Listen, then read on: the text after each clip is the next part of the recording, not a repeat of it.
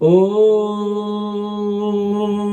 अज्ञानतिमिरान्धस्य ज्ञानाञ्जनशलाकया चक्षुरुन्मीलितं येन तस्मै श्रीगुरवे नमः। ॐ नमो भगवते वासुदेवाय। ॐ नमो भगवते वासुदेवाय। ॐ नमो भगवते वासुदेवाय। শ্রীমদ্ ভাগবতের দ্বাদশ স্কন্ধের তৃতীয় অধ্যায়ের 51 এবং 52 নম্বর শ্লোকে ভগবান কি মধুর কথা বলছেন। কলের দূষে নীরে রাজন্নস্তেক মহান গুণা কীর্তনাদেব কৃষ্ণস্য মুক্ত সংঘো পরম ব্রজত ক্রীতে যতধাত বিষ্ণুং ত্রেতয়ং যজতো মুখো দাপরে পরিচর্চায়ং কলো তত্তরিকীর্তনা। কি বলছেন মধুর কথা সুখদেব গোস্বামী পরীক্ষিতকে উদ্দেশ্য করে। হে পরীক্ষিত, কলিযুগে স্তূপাকার দোষে পরিপূর্ণ, কিন্তু তাতে একটি মহান গুণ বর্তমান। সেই অদ্ভুত অতি মহান গুণ হলো শ্রীকৃষ্ণ সংকীর্তনে সমস্ত আসক্তি থেকে মুক্তি ও পরমাত্মা লাভ হয়, যা সত্যযুগে শ্রী ভগবানের ধ্যানের দ্বারা, ত্রেতায় বিশাল যজ্ঞ দ্বারা তার আরাধনায় যুক্ত থেকে এবং তারপরে বিধিপূর্বক তার সেবা ও পূজা করে যা অর্জন করা যায়, তা কলিযুগে কেবল শ্রী ভগবানের নাম সংকীর্তনেই লাভ করা যায়। সত্য ত্রেতা দাপরে ভগবানকে লাভ করতে গেলে কঠোর তপস্যা করতে হতো, যাগযজ্ঞ করতে হতো, কিন্তু কলিকালে শুধু হরিনামের দ্বারাই মুক্তি পাওয়া যায়, ইহকালে শান্তি। আমরা সবাই কিন্তু শান্তি চাই, আমরা ব্যক্তি শান্তি চাই, পারিবারিক শান্তি চাই। এই শান্তির জন্য আমরা কিন্তু পূজা করি, অর্চনা করি, কিন্তু পূজা অর্চনা করার পরেও দেখা যায় আমাদের মধ্যে শান্তি আসছে না। কেন আসছে না? কারণ আমরা সঠিকভাবে যদি পূজা অর্চনা করি না, তাহলে সেখান থেকে শান্তি আসবে না। কারণ ভগবান নিজেই কিন্তু গীতাতে বলছেন যে শাস্ত্রবিধি লঙ্ঘন করিয়া, কি বলছেন, যো শাস্ত্রবিধি মুৎসৃজ্য বর্ততে কামকারত নৌষ সিদ্ধিম আপ্লুতি নৌ সুখং ন পরম গতি।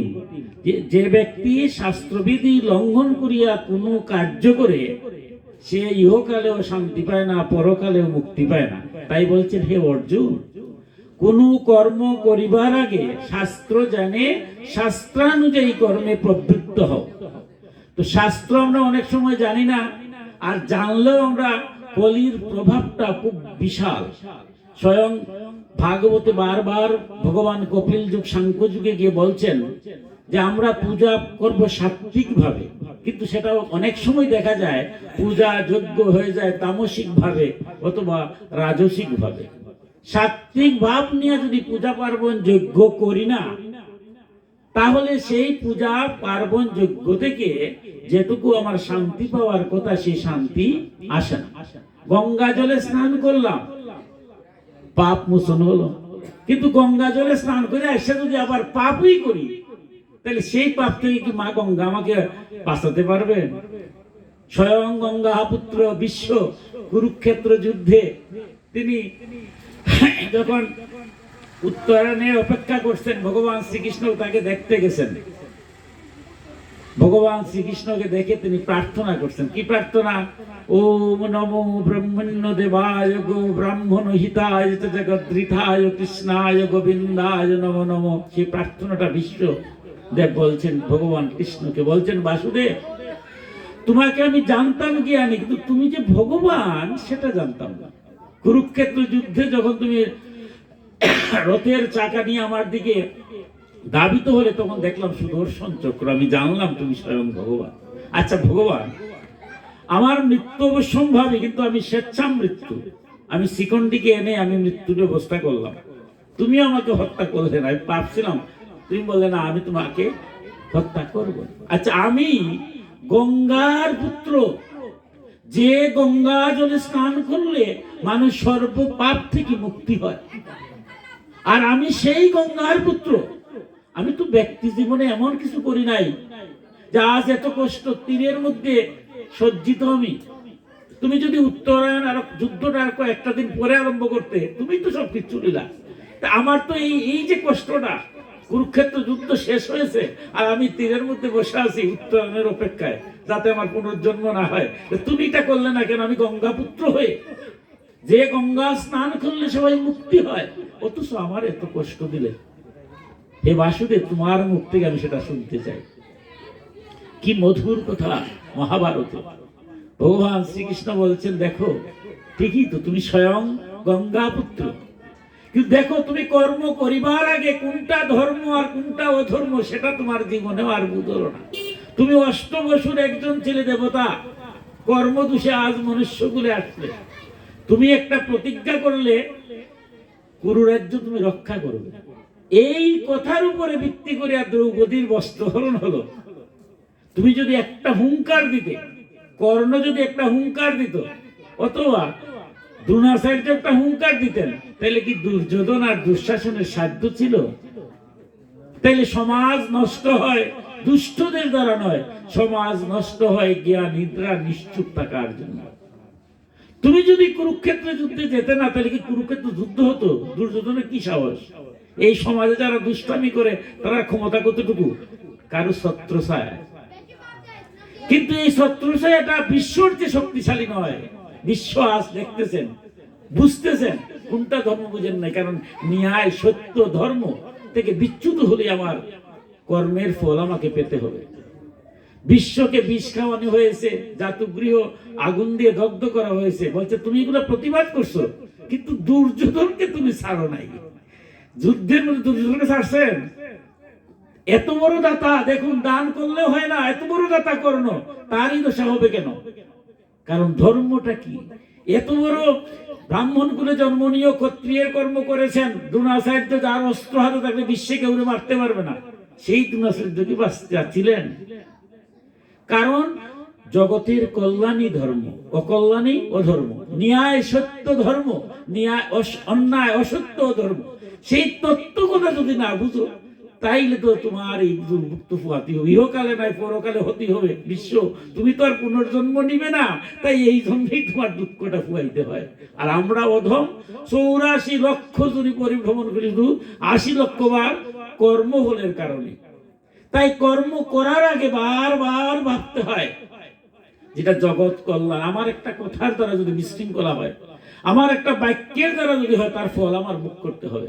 আমি তিলক দিলাম, মালা পড়লাম, এগুলো বহিরাঙ্গ গুরুদেব দিয়েছে, যাতে মালা দিলে পরে আর দুষ্টামি মাথা দিয়া হয় না। তিলক যতক্ষণ থাকবে ততক্ষণ যেন আর খারাপ পথে চলি না। কিন্তু আমার মধ্যে যদি হিংসা থাকে, বিদ্বেষ থাকে, সেই হিংসা বিদ্বেষ আপনারা দেখবেন না।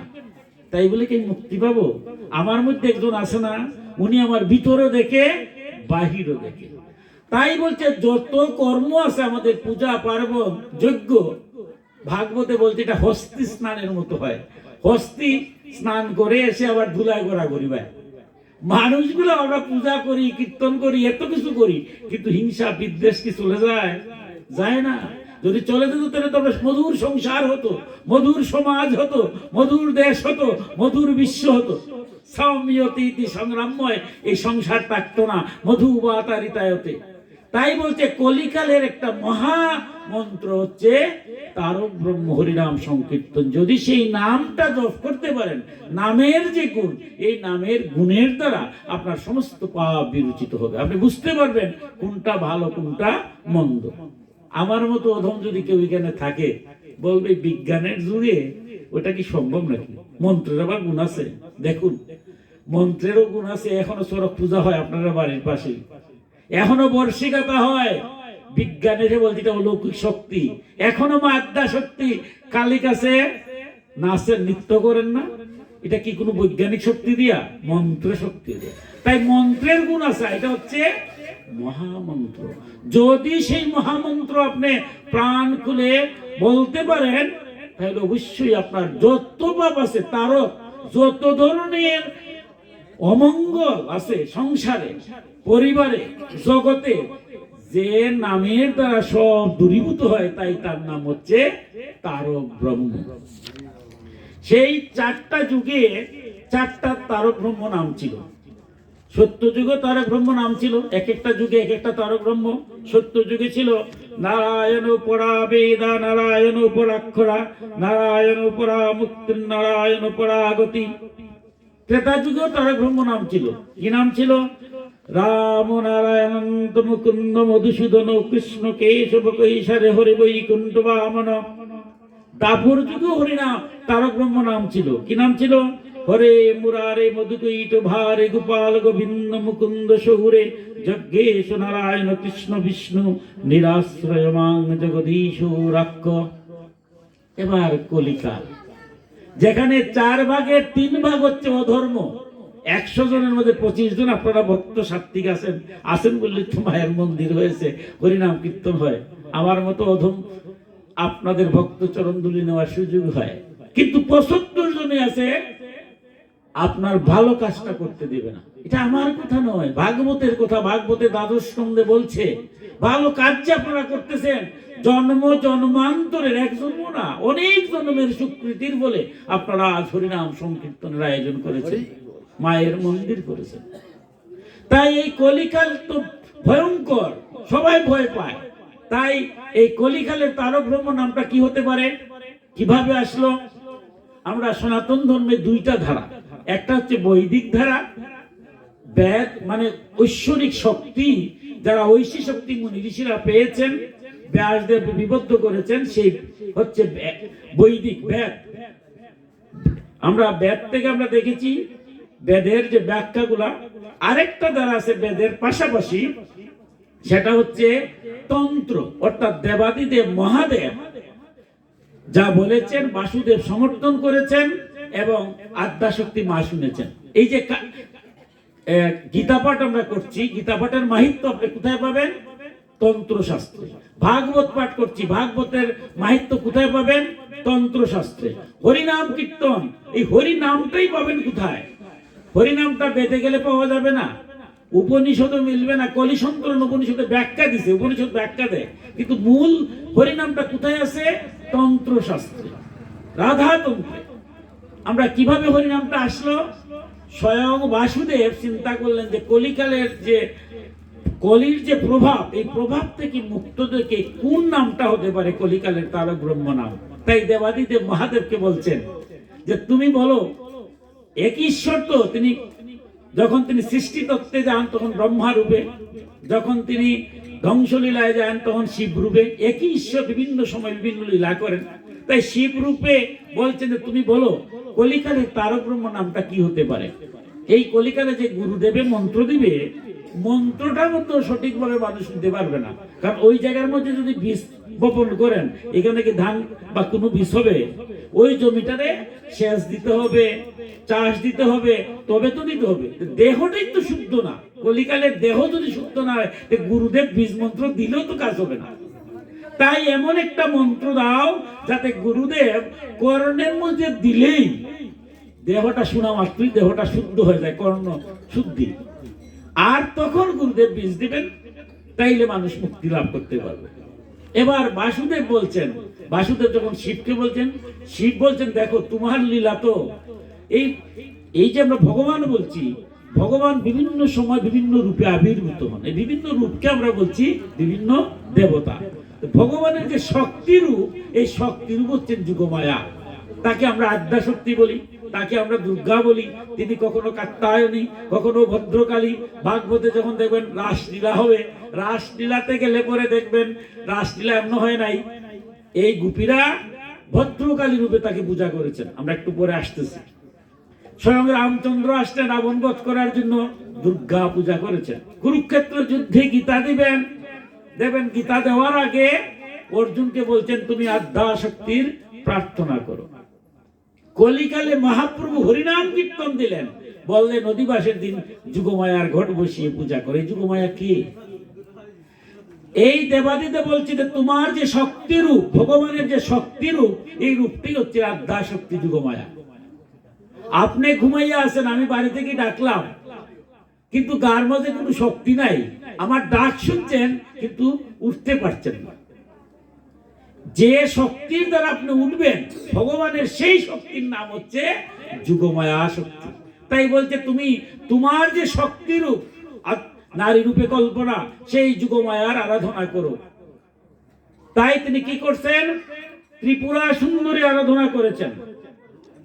সহস্র বছর আরাধনা করার পর তিনি বললেন, ত্রিপুরা সুন্দরী বলছেন যে তোমার সাধনা হয় নাই, কারণ লক্ষ্মীকে বামে রেখে শক্তিকে ছাড়া কোন সাধনা হয় না। হে নারায়ণ, তুমি যে সাধনা করেছো, তুমি শক্তি লক্ষ্মীকে বামে রেখে আরাধনা করো। তিনি আবার আরাধনা করেছেন সহস্র বছর। আরাধনা করার পর অতি সংক্ষেপে বলছি, তখন সেই ত্রিপুরা সুন্দরী বাসুদেবকে কি বলছেন?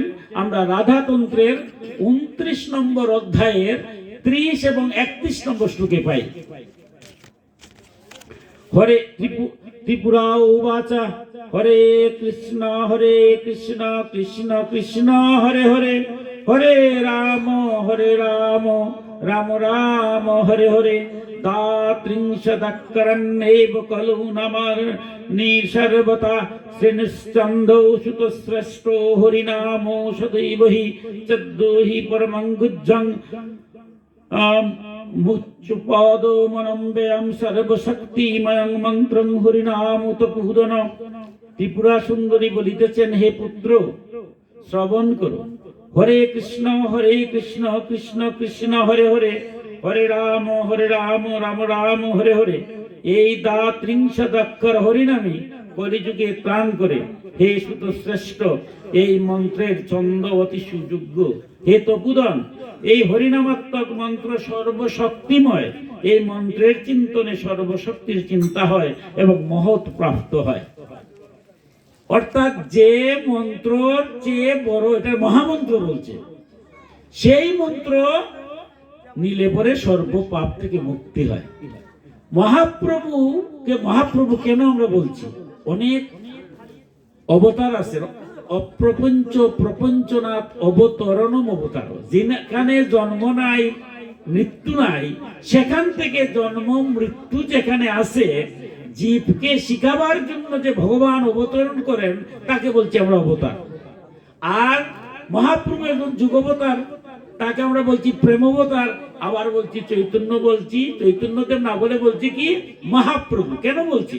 দেখুন, মহাপ্রভু আসার পূর্বেও এই তারক ব্রহ্মর নামটা ছিল। কোথায় ছিল? অতীব গোপনে, কেউ জানতো না। কে জানতো? যারা পঞ্চমতের গুরুদেব, যারা আমরা সনাতন ধর্মে 5টা মতের গুরু আছেন, আপনারা এখানে যারাই আমরা আছি এর বাইরে নাই। যেমন গানপত্য মত, যদি আপনি হরিদ্বার, যারা আপনাদের কৃপায় গিয়েছিলাম ভারতের হরিদ্বার, সেখানে যদি যান দেখবেন সব খালি করে গানপত্য মতটা এখানে বেশি হরিদ্বারে। তো কেউ আছে আরাধ্য গণেশ গানপত্য, কেউ আছে সৌর মানে সূর্য আরাধ্য, কেউ আছে বৈষ্ণব বিষ্ণু আরাধ্য, কেউ আছেন শৈব শিব আরাধ্য, কেউ আছেন আদ্যা শক্তি দুর্গা আরাধ্য, হচ্ছেন দুর্গা শাক্ত মতের। এই 5টা মতের গুরুরা যখন এই শিষ্যকে দীক্ষা দিবেন, মন্ত্র দিবেন, তখন তার কর্ণে এই তারক ব্রহ্ম নামটা বলতেন। এটা কিন্তু গুরু ছাড়া আর কেউ জানতো না। আমরা যারা শিষ্য, আমরা শুধু বীজ মন্ত্রটা জানি, যদিও আমরা একে অপরকে বলি না, বীজ মন্ত্র করে বলি, তবু বীজ মন্ত্রটা আমরা জানি। কিন্তু গুরুদেব আমার কর্ণে কি বলছেন, এটা কিন্তু গুরু ছাড়া কেউ জানে না। এটা বংশ পরম্পরায় যারা গুরু ছিলেন সেই গুরুরাই জানতেন। মহাপ্রভু আসার পরে এই কলির অবস্থা দেখে চৈতন্য চরিতামৃত বা চৈতন্য ভাগবতে যদি যাই আমরা, মহাপ্রভু সারাদিন শুধু কৃষ্ণ কৃষ্ণ বলে কাঁদতেন, শুধু কাঁদতেন যে এই কলির জীব এরা মুক্তি পাবে কিভাবে। এখন পূজা করতেছে, পূজার মধ্যে ঝগড়া হয়, যজ্ঞ শেষ হওয়ার আগে ঝগড়া শুরু হয়ে যায়, দশমীর পূজা হয়, দশমীর মধ্যে মারামারি শুরু হয়ে যায়। এই যে কলির প্রভাব, আমি তো কাম ক্রোধ লোভ মোহ, মদ, মাৎসর্য, সমস্ত অহংকার দূরীভূত করে তো ভগবানের পূজা করতেছি, কিন্তু পূজাই তো শেষ করতে পারি না, হস্তি স্থানের মতো। এরপরই ঝগড়া বিবাদ শুরু হয়ে যায়। তাহলে এই কলিকালের মানুষ কিভাবে মুক্তি পাবে? কলির যে প্রভাবটা, হা কৃষ্ণ বলে নয়ন জলে ভাসছেন আর চিন্তা করছেন যে ভগবান এই কলিকালের জন্য আমি কি করতে পারি, কি করা যায়। কারণ পূজাও তো হয় না, তামসিক পূজা করে, রাজসিক পূজা করে, সাত্বিক ভাবে পূজাও হয় না, যজ্ঞ হচ্ছে না। এবার তিনি কি করলেন, যে তারক ব্রহ্মণে নাম, তিনি তো প্রেমবতার, তাই তিনি চিন্তা করলেন যে এই নামের দ্বারাই সব মুক্ত হবে, এর চেয়ে বড় নাম যেহেতু নাই। তাই তিনি কি করলেন, নিত্যানন্দকে বলছেন দেখো নামও কেউ শুনবে না, নাম যদি এমনি বলা হয় শুনতে চায় না। তাই নিত্যানন্দকে বলছেন তুমি একটা কুল লাও, গদাধরকে বলছেন তুমি একটা কুল লাও, শ্রীবাসকে বলছে তুমি করতাল লাও, আর শ্রীবাস, গদাধর, অদ্বৈতকে বলছে এটা করতাল লাও, তোমরা দুইজনে করতাল বাজাবে, দুইজনে খুল বাজাবে, নামটা মধুর হবে, এই নামটা আমি ঘরে ঘরে ঘরে ঘরে গিয়ে বিলিয়ে দেব। আমরা দেখি এখনো সেই নামটা, আমরা যখন দধির মান্ড ভাঙ্গি যেদিন, ওই দিন কিন্তু দাঁড়ে দাঁড়ে মহাপ্রভুটা যাই। কিন্তু মহাপ্রভু যখন সন্ন্যাস নিয়ে গেলেন, কিন্তু তার পার্শ্বদ যারা, তাদেরকে সন্ন্যাস হতে দিলেন না। কলিকালে ব্রহ্মবৈবর্ত পুরাণের শ্লোক দিয়ে নিত্যানন্দ শ্রী অদ্বৈতকে বললেন যে কলিকালে সন্ন্যাস নিষেধ। কারণ কলিকালে কেন নিষেধ? কঠিন, সন্ন্যাস ব্রত সহজ নয়। মহাপ্রভু সন্ন্যাস নেওয়ার পর আর কখনো পালঙ্কে শুন নাই, মৃত্তিকায় শুয়েছেন। যদি সন্ন্যাস হওয়ার পরে কোনো কিছু পাওয়ার আকাঙ্ক্ষা থাকে, এটা শুকরের বিষ্ঠা তুল্য হয়ে যায়। শল্যোপনিষদে সন্ন্যাস সম্পর্কে যে কথাগুলো বলছে, এগুলা শুনলে কেউ আর সন্ন্যাস নিবে না। তাই মহাপ্রভু জানতেন যে কারো মহাসংকট, আরো বিপদ হবে, এই সংসার ধর্মই শ্রেষ্ঠ। তাই তার নিত্যানন্দ, তার যে পার্শ্ব, তাদেরকে বলছেন আমি যাচ্ছি নাম বিলাইবার জন্য, আমি সন্ন্যাস, আর তোমাদের জন্য রেখে গেলাম তোমরা এই হরিনাম কীর্তনটা করবে। হরিনামটা কিন্তু সন্ন্যাসী না, গারস্থ আশ্রমের। নিত্যানন্দ যখন মহাপ্রভু চলে গেলেন, এরপরে নিত্যানন্দর স্ত্রী সহ তারা সিদ্ধান্ত নিলে দাঁড়ে দাঁড়ে গিয়া কতজনের কাছে যাবেন, মহাপ্রভুর ধৈর্য শক্তি আছে নাকি? আর সব কি সমান? তখনের সময় জগাই মাদাই ছিল, এখন কি জগাই মাদাই নাই? নিত্যানন্দকে কলসির কানাদি মেরেছে, নিত্যানন্দ বলছে মারো, আরো মারো, তবু তুমি কৃষ্ণ নাম নেও। মহাপ্রভু বলছেন হরিনাম কীর্তন যদি করতে আসো, তাহলে ত্রিনাদপি শুনিছেন তরুণী বাস না অমানি না মানতেন কীর্তনা সদাহরি। হরিনাম কীর্তন যে আপনারা করতেছেন, আপনারা কোন গুণে গুণান্বিত? মহাপ্রভু বলছেন তৃণের চেয়ে হীন, ঘাসের উপর দিয়ে হেঁটে গেল, ঘাস কিছু বলে না। বৃক্ষের মতো ধৈর্যশীল, বৃক্ষকে কাটলেও কিছু বলে না, ফল ফুল সব দেয়, অথচ কেটে গেলেও কিছু বলে না, ধৈর্য। আর নিজের সম্মান কখনো চায় না, সব সময় কৃষ্ণ জ্ঞানে যত্র যত্র নেত্র পরে তত্র তত্র কৃষ্ণ স্মরণে, যেখানেই সুখ করে এখানে যেন কৃষ্ণ দেখে। কারণ এই সংসারে, এই যে আমার মায়ের মন্দিরে আপনারা আসলেন, এই ঠান্ডার মাঝে বসে আছেন, এখান থেকে বাইর হওয়ার পরে কেউ যদি আমারে জিজ্ঞাসা করে যে আপনি যে গেলেন মারে দেখছেন নি, এত মধুর মার মন্দির, আমার মতো ওজন কি মারে দেখছে? এখানে কে দেখছে আমরা জানি না, হয়তো অনেক ভক্ত আছে মাকে দেখছে, আমি তো সেই রকম ভক্ত না, আমি কি সেই রকম? আমি বললাম না, আমি তো মাকে দেখি নাই। যেখানে হরিনাম কীর্তন হবে, রাধা গোবিন্দকে বসিয়েছেন, রাধা গোবিন্দকে দেখছেন, হয়তো অনেকে এখানে দেখছেন, কিন্তু আমিও তোমাকে দেখছি। বললাম না, আমি তো দেখি নাই। যেখানে ভাগবত পাঠ হলো, কৃষ্ণরে দেখছেন নি? শুনলেন তো ভাগবতের কথা অনেক, যে না আমি কি দেখছি, কিন্তু কে দেখছে জানি না, এখানে হয়তো অনেকেই দেখছে। এবার কি হয়তো উনি বলতে পারে যে আপনি এই ঠান্ডার মাঝে গেলেন, আমি তো যাই নাই, আর যারা এই ঠান্ডার মাঝে বসে আছে এরা কি দেখছে নাকি? আমি যাই নাই, মা কালীকেও দেখি নাই, রাধা গোবিন্দরও দেখছি না, আর আপনি গিয়াও গোবিন্দরে দেখলেন না, মারে দেখলেন না। তা আমার না যাওয়া আর আপনার যাওয়া ত্যাগ কত? আমার মতো তোমার কি উত্তর দেব? আমি তো জ্ঞানহীন, উত্তর নাই। কিন্তু আপনাদের কথা ভাগবতে উত্তর দিয়েছেন। ভাগবতের ভক্ত বলছে দেখো, ভগবান নিজে বলেছেন নাহং তিষ্ঠামি বৈকুণ্ঠে যোগিনাম হৃদয়েন চ মদ ভক্ত যত্র গায়ন্তি তত্র তিষ্ঠামি নারদ। নারদ প্রশ্ন করেছিলেন যে হে ভগবান, তোমারে দেখা তো সহজ নয়। রামকৃষ্ণ সব কি হতে পারে, বা মাক্কে বাকি সব হতে পারে? তোমারে পাওয়া কি তো সহজ? সহজ না, দেখাও সহজ না। কিন্তু আমি উপলব্ধি করেছি যে তোমার সান্নিধ্য যদি কেউ পায় তাহলে তার ইহকালেও শান্তি, পরকালেও মুক্তি। ভগবান যদি কেউ দেখলে, এখানে আমি দেখলাম না, তাতে কি হলো? ভগবান যদি দেখে, ভগবানের যদি সান্নিধ্য কেউ পেয়ে যায়, তার কি অশান্তি হতে পারে? তাই তো নারদ মুনি নারায়ণকে বলছে তুমি কোথায় থাকো? তোমার এত সহস্র কথাবার্তা এগুলো বুঝি না। এই যে বেদ 4খানা, 108খানা উপনিষদ, 18টা পুরাণ, 4 লক্ষ শ্লোক, 1 লক্ষ মহাভারত, 20টা স্মৃতি, এগুলা দিয়ে কথা হবে না। তুমি এক কথায় উত্তর দাও, তুমি কোথায় থাকো? অর্থাৎ ভগবান আমরা কোথায় পাই?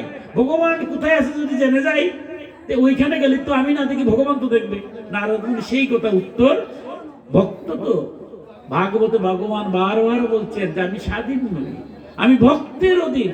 ভক্ত যদি কায় মনোবাক্য আমাকে কিছু বলে, আমি নিজেরই বিলিয়ে দিই, নিজেও ঠিক থাকি না। আমার পদভক্তরা গান গান না? আপনারা যেমন ভক্তরা ভগবানকে ডাকছেন, ভগবান বলছেন ভক্ত আমার মাতা পিতা, ভক্ত আমার গুরু, ভক্ত আমার নাম দিয়েছে বাঞ্ছা কল্পতরু। কারণ ভগবান বলছেন আমার নাম গুণ কীর্তন যদি ভক্তরা না গাইতো, তাহলে কি আমার নাম কীর্তন পৃথিবীতে থাকতো? তাই নারদকে বলছে, নারদ তাহলে আজ কঠিন উত্তর দিচ্ছি। নাহং তিষ্ঠামি বৈকুণ্ঠে, আজ আমি তোমাকে বলছি আমি সর্বং খলিদং ব্রহ্ম, সর্বত্রই আমি বিরাজ করি। আমি কি বৈকুণ্ঠে থাকতে পারি একখানে বসা? নাহ, আমি সেখানে অবস্থান করি না। যোগিনাম হৃদয়েন চ, যারা যুগ যুগ ধরে মুনি ঋষিরা আমার ধ্যান করছে, আমি তাদের হৃদয়ে অবস্থান করি না। ভগবান থাকেন কোথায়? বলছেন মদ ভক্ত আমার ভক্তগণ। কোন ভক্ত? ভাগবতের 18,000 শ্লোকে সমস্ত ভক্ত, ভক্ত পিতু বলেন, ভক্ত ধ্রুব বলেন, ভক্ত প্রহ্লাদ বলেন, ভক্ত সামিন বলেন, 18,000 শ্লোকে আপনাদের মতো সংসারী ভক্ত, যারা সংসার ধর্ম ঠিক রেখে পিতা মাতার সেবা করে, সন্তানকে মানুষ করে, সমাজের কল্যাণ করে, দেশের মঙ্গল করে, বিশ্বের কল্যাণে কাজ করে, তার ফাঁকে যারা ভগবানকে ভুলে না, সেই ভক্তরা যেখানে আমার নাম গুণ কীর্তন করে তত্র তিষ্ঠামি নারদ। হে নারদ, আমি সেখানেই অবস্থান করি। দেখলে গোবিন্দের কথা মতোই তো গোবিন্দ আজ কোথায়? বৈকুণ্ঠ নয়, যোগীদের হৃদয় নয়। এই আরশার কুলের এই যে কালী মাতার মন্দিরে আজ হরিরাম যজ্ঞ অনুষ্ঠান হচ্ছে, ভক্তরা এখানে পদার্পণ করছেন, ভক্তদের হৃদয়ে ভগবান অবস্থান করছেন। তাই ভাগবতের ভক্ত বলতে, দেখো আমি মা আদ্যাশক্তিকে দেখি নাই, ঠিক আছে, রাধা গোবিন্দরে দেখছেন, এটাও ঠিক আছে, কিন্তু রাধা গোবিন্দ যেখানে আছেন, মা আদ্যাশক্তি তো আছেন, ভক্ত যেখানে ভগবান সেখানে। আমি যে গেছি, আমার ভগবান দর্শনের দরকার নাই, আমি সেই সাধন করতে পারি নাই, কিন্তু ভগবান তো আমারে দেখছে। ভগবানে দেখলি তো হলো, ভগবানের কৃপা হলো। আর তুমি যে গেলে না, এটাও কিন্তু ভগবান দেখছে। তাই সেই নামের দ্বারা, ভগবানের নাম যেখানেই হয়, সেই নামের দ্বারাই মুক্তি লাভ করা সম্ভব হয়। তাই মহাপ্রভু দেখলেন সেই নামটা কিভাবে, এবার নিত্যানন্দ সহ প্রভু সহ চিন্তা করলেন যে দাঁড়ে দাঁড়ে গিয়ে নিত্যানন্দের মতো তো ধৈর্যশীল হবে না, কারণ যখনই দাঁড়ে দাঁড়ে যাবেন কত সমস্যার সম্মুখীন হওয়া যায়। বরঞ্চ একটা জায়গার মধ্যে থেকে যদি হরিনাম কীর্তনটা হয়, সবাই এসেল, ভক্তি প্রণামের মাধ্যমে ভগবানের নাম শ্রবণ করলো। কিন্তু এখনো দেখবেন যে হরিনাম কীর্তনটা হয়, সেই কীর্তনের মাঝে, হারমোনিয়ামের মাঝে লেখা থাকে সম্প্রদায়, রাখাল সম্প্রদায়, নিত্যানন্দ সম্প্রদায়। এই সম্প্রদায় শব্দটাও কিন্তু মহাপ্রভু দিলেন। নিত্যানন্দকে বলছে তোমার কিছু মানুষ নিয়ে তুমি কীর্তন করো হরিনাম, তোমার দলের নাম হবে নিত্যানন্দ সম্প্রদায়। অদ্বৈতকে বললেন তুমি কিছু লোক নিয়ে তোমার দল নিয়ে কিছুক্ষণ হরিনাম কীর্তন করো, তোমার নাম হবে অদ্বৈত সম্প্রদায়। আমরা এখনো দেখি হরিনাম কীর্তন যে হয়, 2টা খুল বাজে। এই দুইটা কার কুল? নিত্যানন্দ গদাধরের কুল। দুইটা করতাল বাজে, কার করতাল? শ্রী অদ্বৈত শ্রীবাস। যিনি হারমোনিয়াম বাজাচ্ছেন, কার প্রতিনিধি? স্বয়ং মহাপ্রভু। এই মধুর কীর্তন যখন হয়, মহাপ্রভু বলছেন সকালবেলা ভগবান শ্রীকৃষ্ণ দাপর যুগে গুষ্ঠে গিয়েছেন, রাত্রে করেছেন রাস। এই কলিকালে হে কৃষ্ণ তোমারে আবার নাচাবো। কিভাবে নাচাবো? গুষ্ঠের সুরে আর রাত্রে রাসের সুরে, অষ্টকালীন সুরে অষ্টকালীন হরিনাম কীর্তন করব। যেখানে হরির নাম হবে তুমি আসতে বাধ্য, কারণ তুমিই তো বলছো যেখানে ভগবানের নাম হয় সেখানে আসুন। তাই কলিকালে মহাপ্রভু বিধান দিলেন অষ্টকালীন সুরে, অষ্টকালীন লীলার সুরে অষ্ট প্রহর ব্যাপী কীর্তন হবে। যদি রাত 12টায়, এখানে অনেক ভক্ত আছেন, রাস সুরে, আমার জীবনে 1-2বার রাস সুর শুনেছি, কি মধুর সুর। রাস সুরে যখন কীর্তন শুরু হয়, একটা লোক ধৈর্য ধরতে পারবে না, অধরে সুখের জল। কেন?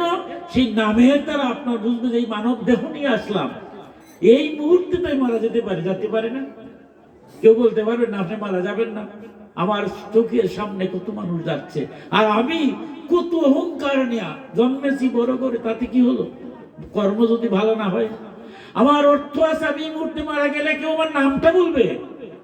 আমার পূর্বপুরুষ যারা চলে গেলেন, আমার অবস্থা তাই হবে। আমি মারা গেলে সবাই কান্নাকাটি করবে, কিছুক্ষণ পরে পঞ্চমুতে এই দেহটা জ্বালিয়ে দেওয়ার যজ্ঞের জন্য সবাই প্রস্তুত হবে। এই যে মানব জন্মে আমি আসলাম, এসে আমি কি করলাম জগতের জন্য? এই অনুভূতি যখন আপনার জাগবে, তখন আপনার নয়ন জলে ভাসবে। আমার গীতার উপরে ভাগবতকে দেওয়া হয়। কেন দেওয়া হয় জানেন? গীতা হচ্ছে সর্বোপনিষদ গাব দুগ্ধ, দুগ্ধ শুরু হচ্ছে গীতা। ভগবান নিজ মুখে বলেছেন গীতা। এর উপরে কোন গ্রন্থ হতে পারে? কিন্তু এর উপরে ভাগবত। কেন? গীতার বক্তা হচ্ছেন ভগবান নিজে, শ্রোতা হচ্ছেন অর্জুন। আচ্ছা, একজন শিক্ষক ক্লাসে ক্লাস করাচ্ছেন, উনি কি তার নিজের কথা বলতে পারে? ক্লাস যে করাচ্ছে অত্যন্ত মধুর ভাবে, কিন্তু নিজে যে কত করুণার ধারা, ছাত্রকে কত মায়া করে, কত স্নেহ করে, একবার হয়তো রাগ করছে, আবার মায়া করে নিয়ে তাকে পড়াচ্ছে। এই যে করুণাটা, শিক্ষক কি নিজের মধ্যে বলা যায়? শিক্ষকের বিচার কে করে? ছাত্র। ছাত্র বলে অমুক স্যার কত ভালা, কত অন্যায় করি, তারপরে আমারে আবার নিয়ে যায়। তাই ভগবানের কথা নিজ মুখে গীতায় কিভাবে বলবেন? নিজে তো বক্তা।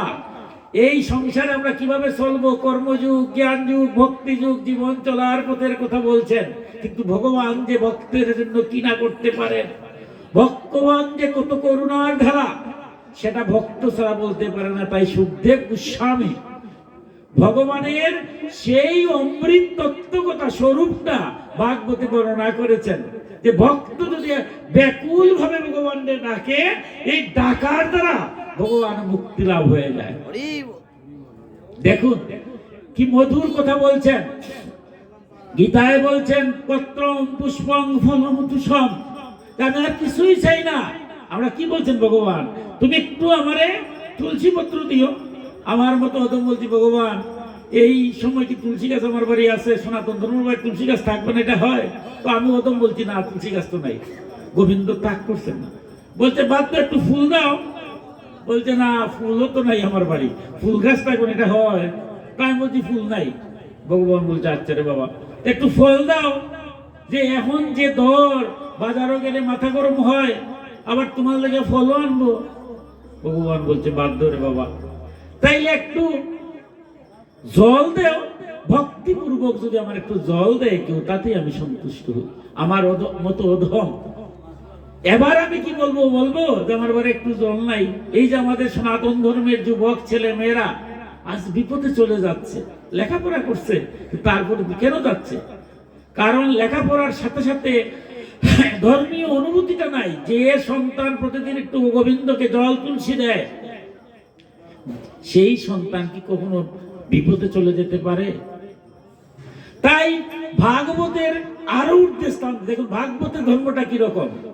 গীতায় তো বলছেন এই পর্যন্ত একটু জল দাও, আর ভাগবতে বলছে জলও যদি কেউ না দেয়, প্রাণ খুলে যদি কেউ একবার হা কৃষ্ণ বলে একবার ডাকে, একবার যদি নামটা আমার নেয় এই নামের দ্বারা, আর সে যদি ক্রন্দন করে নয়ন জলে একবার আমাদের ডাকে, এর চেয়ে বড় পূজা আর কেউ নাই।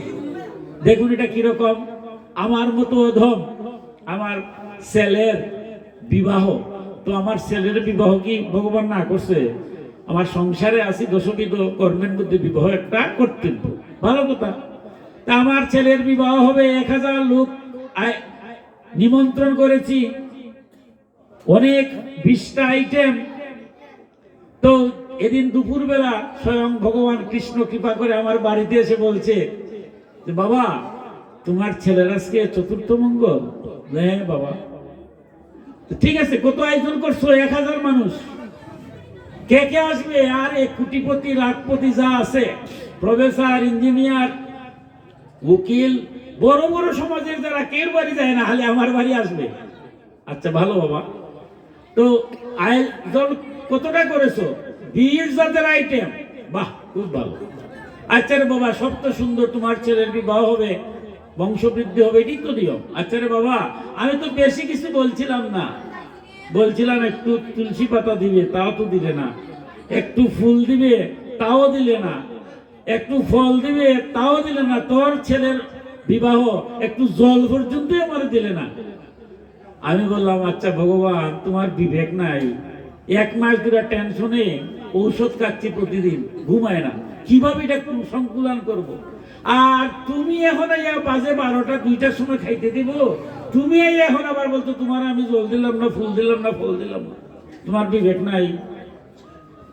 ভগবান আর কি করবে? আমার মতো অত বিবেক নাই বলতে আর কি বলে। আচ্ছা রে বাবা, তোর বিবাহ অনুষ্ঠানটা সুন্দর হোক। ভগবান চলে গেছে, দুপুর 2টা বেজেছে, আমার বাড়িতে কত কোটিপতি লাখপতি আসছেন, কত উকিল, কত প্রফেসর, কত বড় বড় মানুষগুলা গাড়ি ঘোড়া নিয়ে আসছেন। খুব আনন্দের মধ্যে মাত্র খালি বার্তা দেওয়া হয়েছে, 1000 লোক, তো কমপক্ষে 200-250 মানুষ বসছে। তরকারিটা নিয়ে আসবে আর তো ভূমিকম্প শুরু হয়ে গেছে। যেমনে না ভূমিকম্প শুরু হয়েছে, এবার কি করতে পারি? এই সংসারে সব ক্ষমতা আমাদের, ভগবান 3টা ক্ষমতা কাউরে দেন না। এই বিজ্ঞানের যুগে ভাগবতের কথা ঠিক আছে, কিন্তু আধ্যাত্মিক, আদি দৈবিক এবং আদি ভৌতিক। আধ্যাত্মিক, হঠাৎ যদি একটা অসুখ হয়ে যায়, আমরা দেখি ফেসবুকে হার্ট অ্যাটাকে মারা গেছে, হার্ট অ্যাটাকটা কি? স্ট্রোকে মারা গেছে, স্ট্রোকটা কি? অথবা এমন অসুখ হয়েছে এখান থেকে মুক্তি নাই, টাকা থাকলেও হবে না। দেখি না, বিজ্ঞান কি বাজাতে পারবে? আধ্যাত্মিক এটা জয় করা ভগবান ছাড়া হয় না। আদি ভৌতিক, ভূতগণ, প্রাণীগণ, আজকে রাস্তা দিয়ে যাচ্ছি, কুকুর শৃগালে কামড়াতে পারে, মশায় কামড়াতে পারে। মানুষ সর্বশ্রেষ্ঠ ভূত, মানুষ হয়ে মানুষের বাড়ি পুড়িয়ে দিচ্ছি, মানুষ হয়ে মানুষকে মেরে ফেলছি, মানুষ হয়ে মানুষকে হত্যা করছি। বিজ্ঞানের যুগে এমন কোনো অস্ত্র নাই যে আর মারামারি হবে না। যখন মানুষ বুঝবে যাকে মারছি তার মধ্যে কি ভগবান নাই, যার ঘরটা পুড়িয়ে দিলাম সে কি ভগবানের অংশ নাই? আজ আমার ক্ষমতা আছে, বিশ্বর মতো চিরদিন ক্ষমতা থাকবে না, কর্মের ফল আমার ভোগ করতে হবে। যখন ধর্মের ছোঁয়া পাবে তখন মানুষ কারো ক্ষতি করবে না, কারো নিন্দা করবে না। আর আদি দৈবিক, হঠাৎ ভূমিকম্প, হঠাৎ জলোচ্ছ্বাস, হঠাৎ তাপমাত্রা বেড়ে গেল, তাপমাত্রা কমে গেল, এগুলা কি নিয়ন্ত্রণ করা সম্ভব? বিজ্ঞানও পারে না। তাই যেমনে না ভূমিকম্প শুরু হয়েছে, এটা আমি বুঝি ভালোভাবে যে এবার আমার ব্যাংক ব্যালেন্সে কাজ হবে না, গায়ের শক্তি আছে, কাজ হবে না, আমার বন্ধু বান্ধব অনেক শক্তিশালী, তাদের দিয়ে আর কাজ হবে না। এবার বুঝে ফেলছি যে যারা নিমন্ত্রণ করছি 1000 লোক আমার বাড়িতেই শেষ। কিছুক্ষণ যদি ভূমিকম্প রাখে আমিও শেষ, এরাও শেষ। এবার নিরুপায় হইয়া হা কৃষ্ণ বলে নয়ন জলে গোবিন্দকে ডাকছি। এখন তো বুঝে ফেলছি গোবিন্দ ছাড়া কোনো ক্ষমতা নাই। হা গোবিন্দ বলে যখন নয়ন জলে গোবিন্দকে ডাকছি, প্রাণ খুলে ভগবান একটা জায়গায় ভাগবতে বলছেন, আমি বড় দুর্বল, যদি কোনো ভক্ত আমাকে নয়ন জলে একটা বার ডাকে প্রাণ খুলে, আমি সেই ডাকটা সহ্য করতে পারি না। এই যে একটু আগে প্রমাণ করলাম, গোবিন্দকে বললাম তোমার বিবেক নাই, কিন্তু একটু পরে যখন গোবিন্দকে ডাকলাম নয়ন জলে, হা কৃষ্ণ বলে রক্ষা করো রক্ষা করো, গোবিন্দ আর পারলেন না। কারণ গোবিন্দের অংশের তো আমরা প্রথম ভগবানকে ডাকি না, কিন্তু মা যেভাবে সন্তানকে ত্যাগ করতে পারে না, গোবিন্দ আমারে ত্যাগ করতে পারে না। তাই গোবিন্দ আসলেন, আসা মাত্রই তো ভূমিকম্প শেষ। বলছে, রে বাবা 2 ঘন্টা আগে তোমার বাড়ি আসছিলাম, তোমার সময় নাই, আর এখন তুমি এমন ভাবে হা কৃষ্ণ হা গোবিন্দ নয়ন জলে রাখছো, আমি না এসে তো পারতেছি না। এবার তো বুঝে গেছি, হাত জোর করে বলছি ক্ষমা করো প্রভু। ভাগবতে এই কথাটাই বলছে, এই যদি গীতার সেই কথাগুলো যারা আপনারা দেন এটা তো ভালো, সেটাও যদি না পারেন, একটা বার যদি নয়ন জলে গোবিন্দকে ডাকতে পারেন, শুধু ডাকা নয়, ভাগবতে বলছে শ্রবণ মঙ্গলম, না ডাকলেও শ্রবণ করলেও এই নামের দ্বারা সমস্ত পাপ দূরীভূত হয়। তাই যারা কীর্তনী দল আপনারা আনছেন, হাত জোর করে বলবেন, একটা কথা বলতেই হয়, আমার নৈমিষারণ্য নামে একটা ইউটিউব চ্যানেল আছে, আপনারা অনেকেই দেখেন, একটা গ্রুপ আছে। হরিনাম কীর্তনে যারা আসেন তারাও বুঝতে হবে যে এখানে সামান্য দক্ষিণা দেওয়া হয়, দক্ষিণা ছাড়া তো কোনো যোগ্য হয় না। আপনি যেটুকু ক্ষমতা আছে দক্ষিণা দিতে হয়। যারা নাম কীর্তন করবে তাদেরকে কিন্তু একটা দক্ষিণা দেওয়া হয়, দেওয়া হয় না? তাদেরকে যদি যাওয়ার সময় 2000 টাকা কম দেওয়া হয়, তারা কি টাকাটা নিবে? নিবে না। আমিও তাদের পক্ষে, তাদের ছেলে মেয়ে আছে, তাদের খাওয়াতে হবে। কিন্তু আমরা দাঁড়ে দাঁড়ে ভিক্ষা করে কেন ষষ্ঠাঙ্গে প্রণাম করে তাদেরকে বলতে পারছি না? এই যে পরিষ্কার বলছে, দা 300 অক্ষর, স্থূল নাম 32 অক্ষর, হরে কৃষ্ণ কৃষ্ণ কৃষ্ণ হরে হরে, হরে রাম রাম রাম হরে হরে। যে আপনি এই স্থূল নাম 32 অক্ষর অষ্টকালীন শুনে ভোরবেলা আসবেন, যখন আরতি কেন হবে, যজ্ঞেশ্বর আরতি দিবেন, আরতি শুরু হবে, দুপুরে আরতি শুরু হবে, ভোগ আরতি, নাম আরতি দেওয়া হবে, সন্ধ্যাবেলায় সন্ধ্যা আরতি হবে। যদি সেইভাবে পারেন ভালো কথা, না পারলেও আপনি আধ্যাত্মিক সুরের তো আমার অভাব নাই, আপনি আধ্যাত্মিক সুর নিয়ে শুধু যন্ত্র সঙ্গীত বাজাবেন না। আসরও মানুষ নাই, তাই যন্ত্র সঙ্গীত বাজে। আচ্ছা বলেন তো দেখি, মহাপ্রভু কি জানতেন না আসরে যে মানুষ থাকবে না, এটা কলিকাল? আরে আমার মতো অদমের জন্য তো আপনারা আয়োজন করছেন। আমি ওই বিছানার থেকে ঘুম থেকে উঠতে আপনারা কীর্তন আসবো নাকি? ভগবান বলছেন উচ্চস্বরে কীর্তন গাও, যে আসে না সে শুনুক দূর থেকে। তা আমার মতো অধম তো বাড়িতে বসে আছি, যন্ত্র সঙ্গীত বাজাইলে তো আমি যন্ত্র সঙ্গীত শুনবো। যারা আমি নিয়ে আসছি, যে কেন কে থাকবে কে থাকবে না এটা মুখ্য নয়। আমার অষ্টপ্রহর কীর্তন হবে, নামটা হবে, যন্ত্রটার নামকে মধুর করার জন্য। নাম বাদ দিলাম, যন্ত্র বাজাইলাম, যন্ত্রের বাহাদুরির জন্য এটা নয়। এটা বুঝতে হবে, এটা মহাপ্রভু, যারা কীর্তন করতেছেন মহাপ্রভুর অনুসারী হয়ে। তাই তারা যেন কোনো অবস্থায় ছায়াছবির সুরে অথবা আধুনিক সুরে কীর্তনটা করেন না। কেউ বলবেন তাহলে আপনার সমস্যা, আরে সমস্যা তো আমারও। আপনারা যারা ভক্ত তারা তো সমস্যাই নাই, ছায়াছবির সুর শুনলেও আপনার হরিনাম কীর্তন হবে। কিন্তু আমার তো মন স্থির, মন চঞ্চল, মন যেখানে স্থির হয় তার নাম হচ্ছে মন্দির। ওর মন্দিরও এসেও যদি দেখি আমার ছায়াছবির গানই বাজে, তে আর আমার মন্দিরও এসে লাভটা হইল কি? আর আপনারা যে এত যোগ্য, এত টাকা কষ্ট করলেন, এই টাকাটা কিসের লেগে করলেন? নামের দ্বারা। দেখুন মহাপ্রভু তো নামের দ্বারা, এখনো সড়ক পূজায় সেই মন্ত্রের দ্বারা বর্ষি গাথা হয়। আর হরিনাম হলে মঙ্গল হবে না? প্রশ্নই উঠে না। তাই নামটা যেন শিরোনাম 32 অক্ষরের মতো হয়। দেখুন আমার খুব কষ্ট লাগে মাঝে মাঝে যখন ইউটিউবে আমার গ্রুপের মধ্যে অনেকে সারে, দেখুন মেয়েরাও কীর্তনী দল হয়, এরা মাতৃজাতি, মাকে আমরা সম্মান করব, কিন্তু মারও একটা নিয়ম আছে। এমন নৃত্য করব না যে নৃত্য দেখলে লজ্জা হয়। মহাপ্রভু নৃত্য করেছেন 2 বাহু তুলে, ভাগবতে বলছেন নৃত্য 2 বাহু তুলে, নৃত্যের চেয়ে বড় আর পূজা নাই। কারণ আনকন্ডিশনাল সারেন্ডার, গোবিন্দের কাছে বললাম যে আমার কিছুই নাই, আমার যদি এই মুহূর্তে স্ট্রোক হয়, বলতে পারবেন কেউ স্ট্রোক হবে না? তা আমার ব্যাংক ব্যালেন্স আর কোটিপতি দিয়ে আমি কি করব?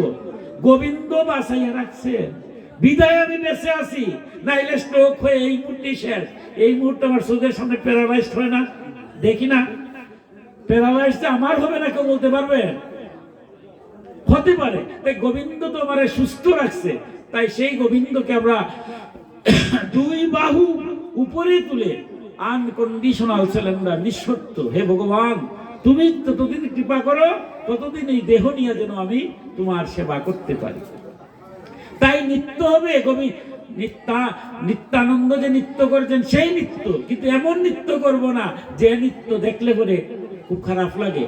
আজকে দেখা যায় মৃদং এমন ভাবে বাজাচ্ছে, মাঝে মাঝে মানুষ আবার টাকা দেয়। ক্ষমা করবেন, আপনাদের কথা বলছি না, আজকে সমাজের কথা বলছি। এখানে টাকা দেওয়ার বিষয় নাই। মৃদং বাজাইবার বাহাদুরি নয়, করতাল বাজাইবার বাহাদুরি নয়। বাহাদুরি হচ্ছে নাম, নামরে আপনি মধুর করবেন। মহাপ্রভু কেন বাজিয়েছে কুল করতাল? এগুলা দিয়া নামটারে মধুর। আমি অবাক লাগে, এটা বাস্তব ঘটনা বলি। মায়াপুরে গেলাম, সেখানে অনেক বিদেশিরা হরিনাম কীর্তন করছে, কি মধুর কীর্তন। বাংলা কথা বলতে পারে না। যদি হালি আপনি বলেন যে আমি বাংলাদেশ থেকে আসছি, সিলেট আমার বাড়ি, কোনো কথা নাই, আপনাকে প্রণাম করে দেবে। বলবে গৌর কান্ট্রি, বাংলায় কথা বলে বলে গৌর ল্যাঙ্গুয়েজ, অর্থাৎ মহাপ্রভু তো গৌর, গৌরের ভাষা, গৌরের দেশ, প্রণাম করে নেয়। তারা বাংলা কথা বলতে পারে না, কিন্তু কি মধুর কৃষ্ণ নাম তারা লয়। হরে কৃষ্ণ কৃষ্ণ কৃষ্ণ হরে হরে, হরে রাম রাম রাম হরে হরে। সেই নামটা মধুর ভাবে নিচ্ছে, আর আমরা বাংলার হয়ে তা থেকে আমি ভুলে গেলাম। এই নামটা ভাঙ্গার অধিকার আমার কে দিল? কারণ শাস্ত্রবিধি লঙ্ঘন করিয়া কোনো কার্য করিলে ইহকালেও শান্তি নাই, পরকালে মুক্তি নাই। এটা গীতার কথা। গীতায় পরিষ্কার বলছেন অর্জুনকে উপদেশার্থে বিশ্ববাসীকে যে এইভাবে কোনো কাজ করা ঠিক হবে না। তাই মহাপ্রভু কি করলেন, আমি অতি সংক্ষেপে শেষ করে নেব, আমার পরে আমার অনুযোগ মধুর বক্তব্য রাখবেন। যে কথাতে আসছিলাম, মহাপ্রভু হরিনাম কীর্তনের ব্যবস্থা করলেন। কিন্তু কলির কাল, এই হরিনামটাও ঠিক থাকবে না। আজকে থাকতেছে না। দুঃখ হয়, কষ্ট হয়। আমি দেখেন না ফেসবুকে কয়েকটা হরিনাম শিরোনাম 32 অক্ষর নিয়ে হয়, আধ্যাত্মিক সুরে হচ্ছে না তা নয়, হচ্ছে, কিন্তু বেশিরভাগই এগুলা সব একটা তামসিক রাজসিক চলে গেছে। তাই মহাপ্রভু বিধান দিলেন, কি বিধান দিলেন? যে ভগবানের যে আদ্যা শক্তিরূপ, তার যদি কৃপা হয় তাইলে আমরা এই অমঙ্গল দূরীভূত হবে। তাই তিনি বললেন যুগমায়ার ঘট বসিয়ে পূজা করবে। এই যুগমায়া কে? আদ্যা শক্তি। আজকে দেখবেন সিঁদুর আনা হয়েছে, পল্লব আনা হয়েছে, মাকে প্রণাম করে। কারণ মার যদি কৃপা না হয় জগতে কিছুই হয় না। যেটা দাপর যুগে দেখুন রাসলীলা যে হয়েছে, আমি সেই ভাগবত থেকে দুটি কথাই বলবো। আমরা কার্তিক মাসে মঙ্গলা করি না? এই মঙ্গলাটা কি? ভগবান শ্রীকৃষ্ণ ছোট্ট হয়ে বেলায় পতুনাবধ করেছেন, অকাসুর বকাসুর বধ করেছেন, কালীয় দমন করেছেন, কনিষ্ঠ আঙ্গুলে পর্বতে নিয়েছেন। এর পরেও কিন্তু অনেকে ভগবানকে চিনতে পারে নাই। ভগবানকে চিনা কি এত সহজ? চিনছিল বৃন্দাবনে কে? বৃন্দাবনের গোপিকারা, গোপনে যারা গোবিন্দের সেবা করে পূজা করে তারা হচ্ছেন গোপী। বৃন্দাবনের যে নারীরা, নারীদেরকে বলা হয় গোপী। অর্থাৎ নারীরা বুঝতে পেরেছিলেন, পুরুষরা বুঝে নাই। নারীরা বুঝেছিলেন যে ছোট্ট বাচ্চা সাধারণ বাচ্চা নয়, অনাদিরাদি গোবিন্দ লীলা করার জন্য এই জগতে আসছেন। তাই তারা কি করলেন, যে আমরা যে বেঁচে আছি সবার মধ্যে তো ভগবান আছেন, ভগবান না থাকলে কি আমরা বাঁচতে পারি? তা আমরা যদি সতী নারী হই, আমার পতির মধ্যে তো ভগবান আছেন। ভগবান যদি না থাকেন তাহলে তো আমি সতীও না। তাই জগৎপতির আমরা পতিরূপে সেবা করব। কিভাবে করব? জগৎপতিরে পাওয়া কি এত সোজা? তাই এই যে আমরা মঙ্গলা করি, ভোরবেলা যমুনার তীরে গিয়ে একটা মাস আদ্যা শক্তি কাত্যায়নীর ভদ্রকালী রূপে এই যে যুগমায়ার ঘর তা পরিচিত হয়েছে। ভাগবতের দশম স্কন্ধের 22 নম্বর অধ্যায়ে 4 এবং 5 নম্বর শ্লোকে ভাগবতে কি বলা হচ্ছে দেখুন।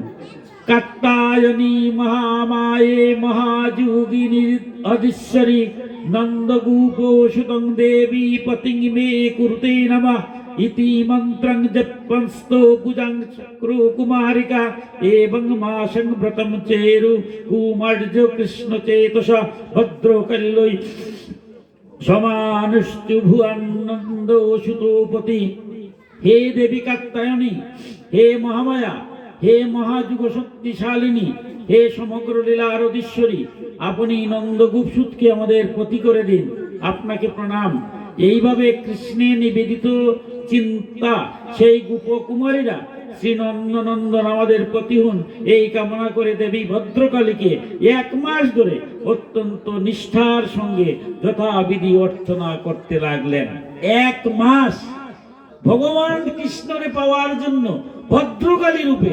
আপনারা যারা বৃন্দাবন গিয়েছেন দেখবেন আগে কাত্যায়নের মন্দির আছে, কাত্যায়নের মন্দিরে গিয়ে আদ্যা শক্তি মারে প্রণাম করে তবে বৃন্দাবন লীলা যেতে হবে। তারা কি করেছেন যে নন্দগোপের ছেলেরে আমরা প্রতিরূপে চাই, তাকে নিয়ে নৃত্য করব। তার বয়স মাত্র তখন ছিল 8 বছর 7 মাস। সমস্ত গোপীরা বলছে, তখন ভদ্রকালী কৃপা করে বলছেন আগামী রাস তিথিতে, রাস পূর্ণিমাতে তোমাদের নিয়ে নৃত্য করবেন। তিনি এক একজন গোপীর সাথে এক একজন কৃষ্ণ সেজে নৃত্য করেছেন।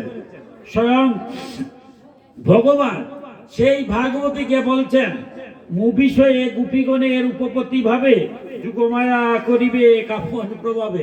বলছেন আমিও যে নৃত্য করছি আমি নিজেও জানি না কি করছি, যুগমায়া যেভাবে নাচাইছে আমি সেইভাবেই নাচছি। তাই যুগমায়া তার আত্মা শক্তি।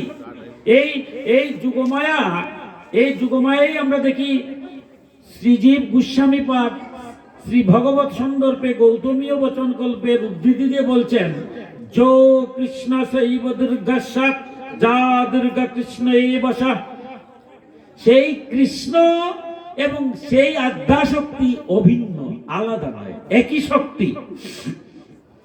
তাই কৃষ্ণ মন্ত্র জপ করিবার পূর্বে ঋষ্যাদি নাশ করবার সময় কৃষ্ণ মন্ত্রের অধিষ্ঠাত্রী দেবতা রূপে যুগমায়া তথা দুর্গা শরণ ও হৃদয়ে নাশ করতে হয়।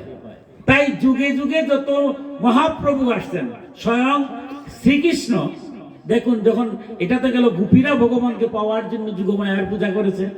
স্বয়ং ভগবান অতি সংক্ষেপে দুটা কথা বলে আমার শেষ করে নেবে যে যুগমায়া কে। আজ আপনারা বড় ভাগ্যবান, মায়ের মন্দির প্রতিষ্ঠা করছেন, আবার যুগমায়া তারক ব্রহ্ম নাম করছেন, যে নাম ত্রিপুরা সুন্দরী নামে দিয়েছেন আদ্যা শক্তি।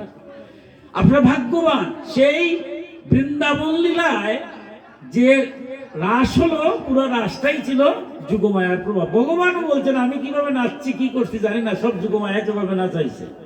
সেই ভগবান তখন ছোট্ট ছিলেন। ভগবান যখন বড় হলেন 75 বছর হলো প্রায়, তখন তিনি কুরুক্ষেত্র যুদ্ধে গেলেন, অর্জুনকে যুদ্ধে তো গীতা অমৃত দান করলেন, কিন্তু গীতা দেওয়ার আগে যুদ্ধক্ষেত্রে গিয়েছেন, গিয়েই অর্জুনকে বলছেন হে অর্জুন তুমি অরাতিগণকে বধ করবে, অসুরদেরকে বধ করবে, দুষ্টদেরকে দমন করবে, তুমি আদ্যা শক্তি মা যুগমায়া দুর্গার পূজা তুমি কুরুক্ষেত্র যুদ্ধে করো। দেখুন সেই যে তারপর যুগে ভগবান অর্জুনকে বলছেন যে মধুর যে শ্লোক দিয়ে দুর্গা পূজা হয়েছে কুরুক্ষেত্র যুদ্ধে, গীতা দেওয়ার আগ মুহূর্তে স্বয়ং ভগবান বলছেন অর্জুনকে যে তুমি যুদ্ধ করো। কি মন্ত্রে? নমস্তে সিদ্ধ সেনানি আর্যমন্দ্র বাসিনী কুমারী কালী কপালিক কপিলে কৃষ্ণ পিঙ্গলে ভদ্রকালী নমস্তুভ্যং মহাকালী নমস্তুতে চণ্ডী চণ্ডে নমস্তুভ্যং তারিণী বরবর্ণিনী কাত্যায়নী মহাবাগে করালী বিজয়ে জয়ে শ্রীকি পূজ্য ধ্বজোদ্ধরে নানা ভর্ণ ভূষিতে। এই যে মধুর কথাগুলো আমরা বলি দুর্গা পূজার সময়, এই শ্লোকগুলা কোথায়? ভাগবতে। স্বয়ং মহাভারতে যখন শ্রীকৃষ্ণ এই কুরুক্ষেত্র যুদ্ধে আগে দুর্গা পূজা করে আদ্যা শক্তিকে না জাগাইয়া কোনো পূজা পার্বণ হয় না, মঙ্গল হয় না। তাই কুরুক্ষেত্র যুদ্ধের আগেও এখানে দুর্গাপূজা হয়েছে এবং মা স্বয়ং উপস্থিত হয়ে বলছেন যে অর্জুন, তুমি নর, নারায়ণ তোমার সহায়, সুতরাং তুমি অচিরেই দুষ্টদেরকে পরাস্ত করে তুমি জয়লাভ করিবে। আমরা দাপর যুগ দেখলাম, যখন আমরা ত্রেতা যুগে যাই তখনও রামচন্দ্র ভগবান অবতার, রাবণ বধ করা কি কঠিন ছিল? তার জন্য কিন্তু জগতের নিয়ম তিনি ভঙ্গ করেন নাই। তিনিও কি করলেন? আদ্যাশক্তি মায়ের পূজা করলেন।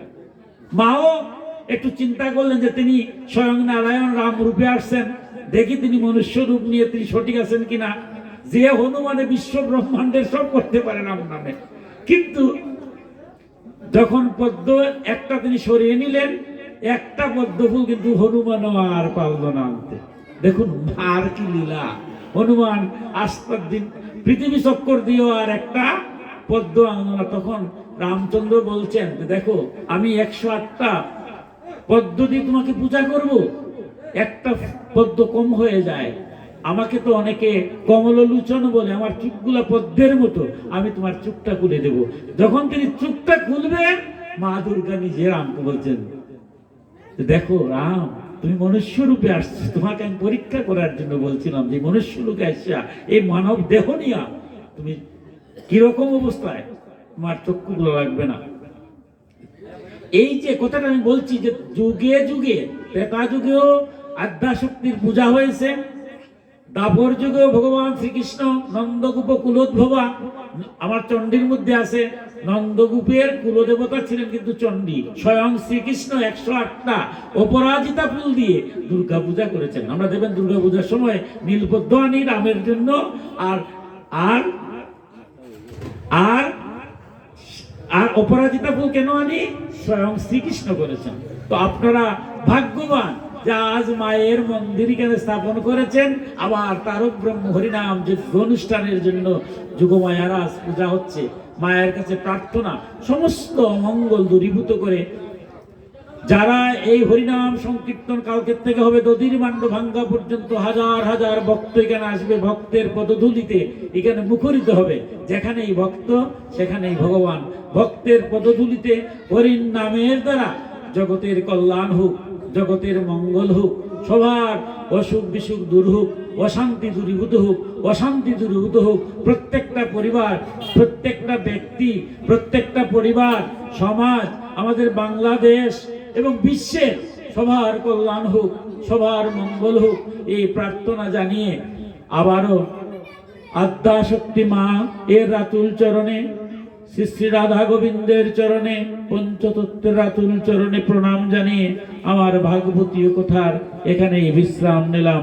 সর্বে ভবন্তু সুখিনো, সর্বে সন্তু নিরাময়া, সর্বে ভদ্রাণি পশ্যন্তু, মা কচিৎ দুঃখভাগ ভবেৎ।